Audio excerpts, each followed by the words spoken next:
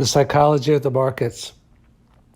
The famous investor from Social Capital, which is now a SPAC, which is another topic to itself, Chamath, and then P. I'm not going to try to pronounce his last name because it's hard to pronounce, and I don't want to get it wrong.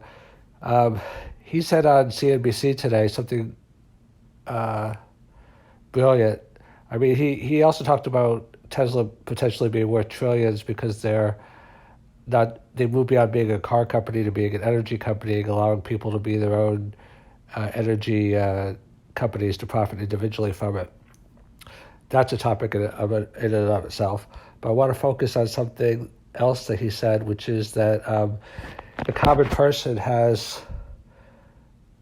basically as much or more, maybe not more, but maybe not even as much, but close to as much, I think he said, information as the professional analyst. I mean, people are flocking into Robinhood and trading and other platforms, and part of it could be the pandemic, the lack of sports, other things. I mean, not so much even sports, but there's a lot of different forces at play here, and I want to talk a little bit about this and also as it relates to the psychology of markets.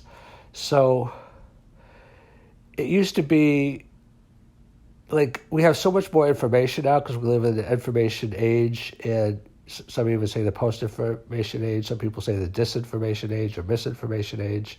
So there's a lot of factors at play because it's hard to tell what's real and what's manufactured. Or like Michael Lewis in his famous book, I think it was The Big Short, talked about how even stock markets are manipulated. I mean, a lot of, he talked about front running and that kind of nature, but there's all kinds of things. I mean, there's social engineering, there's phishing, how people influence companies to get information, hacking. And a lot of these topics are different, but they're all, as you can see, kind of interwoven. And in The Big Short, I think if that's the book for Michael Lewis, because he's written so many that talks about it, he also talks about liar's poker, which is also another psychology of trading book. It's basically, the idea that the bigger the market, the more it's going to be rigged. Well, sometimes it's the opposite. Sometimes it's both, conversely. Sometimes the smaller the market, nobody cares. But sometimes the smaller the market, the less oversight, so that more could be rigged. Sometimes it's that the overseers themselves are part of the rigging, like the fight, consciously or unconsciously. I mean, it's up to you to decide. I'm not saying either one myself. Like, for example, in the housing crisis of 2008 and 9, that couldn't have happened if Moody's, the Standard & Poor's, didn't give all the terrible, terrible investments, their highest or close to highest ratings. So people thought they were buying A or AAA, bonds when they were really buying essentially like junk bonds. So, which markets are more risky and which are less? Warren Buffett said that, the time to be greedy is when everyone else is fearful and fearful. I mean, that could be a good general principle because I think that what it is that, like they say that the time to get out of the market is when your barber starts giving you stock tips. Yes, like there's smart money and then there's following money. There's a lot of pump and dumps. You see the same things in cryptocurrencies, the ICOs, which a lot of them were scams. So you see in 3 minutes and 52 seconds, there's like 20 different ideas that are related to this, and that's only scratching the surface. I mean, a person has to really be into convergence and learning different things in different areas, not just like everything in every area because some information doesn't apply, but knowing like how one industry is being influenced by all the industries around it. Like how AI is affecting healthcare, how nanotechnology is affecting your industry, how space is affecting your industry, how the stock market is affecting your industry.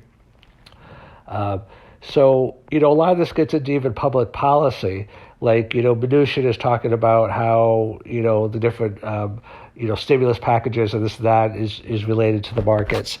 Markets related to industry, a lot of times it's obviously related to value, the value proposition, because you have to have product market fit. If you don't solve problems, customers don't want your products.